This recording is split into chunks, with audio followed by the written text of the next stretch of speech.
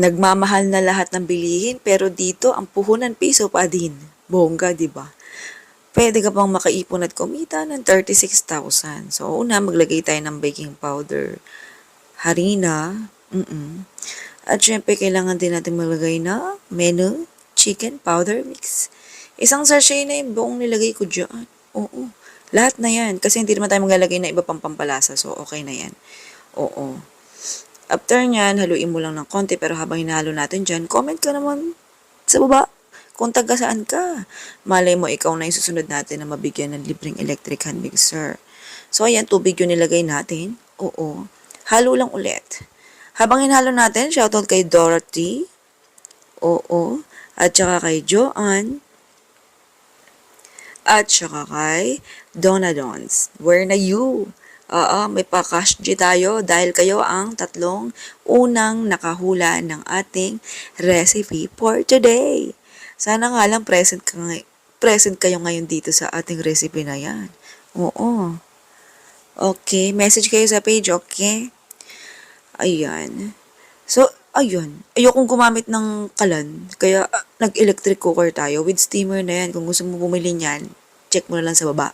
Oo, kung saan mabibili. Chismis ko na lang.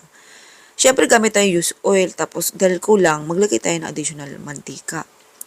Oo. Hintayin uminit.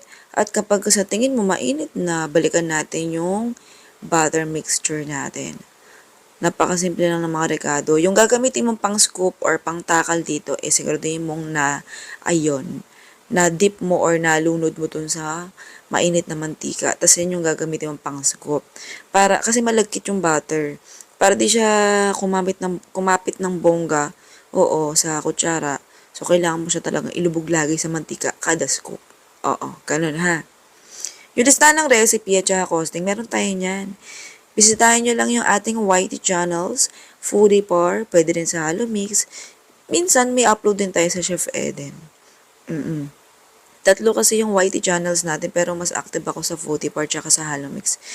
Pero this time kasi nitong mga taon, simula ng 2023, bihira na lang akong magluto-luto kasi sobrang wala ng time pero gusto ko talaga itong gawain. Yan, ganyan lang siya. Pag after mo siya i-deep fry, toothpick na lang ginamit ko rito na stick ha. Ayan, bali sa isang toothpick, 2 peraso ang itutusok mo. Tapos pwede mo siya ibenta ng 5 pesos. O di ba bongga? Hindi ka natalo dyan. Hindi na rin luging bibili. Okay? Napakadali lang. Nasa 70 pieces magagawa sa recipe na to. Sipin mo naman yun, 3/4 lang ng cups ng harina. 70 pieces magagawa. Akalain mo yun.